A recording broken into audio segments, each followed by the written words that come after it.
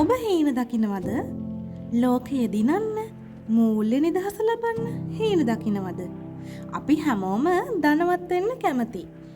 ඒත් ඒ ගමන පටන් ගන්න ඕනේ කොතනින්ද? බැංකු ගිණුමකින්ද ව්‍යාපාරයකින්ද? නැහැ. ලෝකයේ සාර්ථකම සහ ධනවත්ම මිනිස්සුන්ගෙන් අපිට ඉගෙන ගන්න පුළුවන් එකම පාඩම තමයි ධනවත් වීමේ හොඳම ආයෝජනය අධ්‍යාපනය. ඉතින් අද අපි කතා කරන්නේ අධ්‍යාපනය කියන්නේ ධනයට තියෙන ලොකුම දොරටුව කියන්නේ ඇයි කියලා. ඉතින් මේ වීඩියෝ එකේ අවසානයේ වෙනකම් රැඳී සිටින්න ඔයාගේ ජීවිතේ වෙනස් කරන අදහස් ටිකක් මේ වීඩියෝ එකේ තියෙනවා. අධ්‍යාපනය කියන්නේ නිකන් සහතික ගොඩක් නෙමෙයි. අපි අධ්‍යාපනය කිව්වම හිතන්නේ පාසල් යන එක, විභාග පාස් වෙන එක, සහතිකයක් ගන්න එක විතරයි කියලා.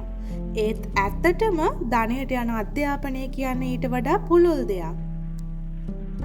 විධිමත් අධ්‍යාපනය අපිට උගන්වන්නේ ගැටලුවක් දිහා විවිධ කෝණ වලින් බලන්න. ධනවත් මිනිස්සු දකින්නේ ගැටලු නෙමෙයි, ගැටලු වලට විසඳුම්. මේ චින්තන රටාව ගොඩනගන්නේ අධ්‍යාපනයෙන්. අධ්‍යාපනයෙන් ඔබත්පත් කරගන්නා විශේෂිත කුසලතාවයක් හෝ දැනුමක්. උදාහරණයක් විදිහට ගත්තොත් හොඳ මෘදුකාංග ඉංජිනේරුවෙක්, දක්ෂ වෛද්‍යවරයෙක්, සාර්ථක ව්‍යාපාර කළමනාකරුවෙක්. ඉතින් ඔබ සතු මේ වටිනාකම තමයි ඔබ ලබන ආදායමේ ප්‍රමාණය තීරණය කරන්නේ. ඔබ වැඩි වටිනාකමක් ලෝකයට දෙනවා නම් ඔබ වැඩිපුර මුදල් උපයනවා. අද ලෝකය හැමදාම වෙනස් වෙනවා. ඊයේ තිබුණු තාක්ෂණය අද පරණයි. අධ්‍යාපනය ඔබව හුරු කරන්නේ නිරන්තරයෙන්ම ඉගෙනීමට සහ අලුත් දේවල් වලට අනුව හැඩ ගැසීමටයි. මේ හැකියාව තමයි දිගු කාලීන ධනය රැක ගැනීමට අත්‍යවශ්‍යම දේ. ඒ වගේම තමයි පාසලේ හෝ විශ්වවිද්‍යාලයේදී කවුරුත් අපිට මුදල් කළමනාකරණය ගැන උගන්වන්නේ නැහැ. ඒ නිසා ධනවත් වෙන්න නම් ඔබ මූල්‍ය සාක්ෂරතාවය නැත්නම් මුදල් පිළිබඳ අධ්‍යාපනය වෙනමම ලබා ගන්න ඕනේ. පළමුවෙන්ම ඔයා මුදල් ආයෝජනය කරන්න ඉගෙන ගන්න. මුදල් ඉතුරු කිරීමම ප්‍රමාණවත් වෙන්නේ නැහැ. ඒ මුදල් ආයෝජනය කරන්නේ කොහොමද, මොනවටද කියලා හොඳ පැහැදිලි අවබෝධයකින් ඉන්න. කොටස් වෙළඳපොළ නැතිනම් ඔයාගේම ව්‍යාපාරයකට උනත් මේ මුදල් යොදවන්න පුළුවන්. දෙවෙනුව ඔයා ණය කළමනාකරණය කරන්න ඉගෙන ගන්න. හොඳ ණය සහ නරක ණය මොනවද කියලා දැනගන්න. වත්කම් උපයන දේවල් සඳහා ණය ගැනීම හොඳයි. ඒත් අනවශ්‍ය සුඛෝපභෝගී දේවල් සඳහා ණය ගැනීම දුප්පත්කමට යන කෙටි මාර්ගයක්.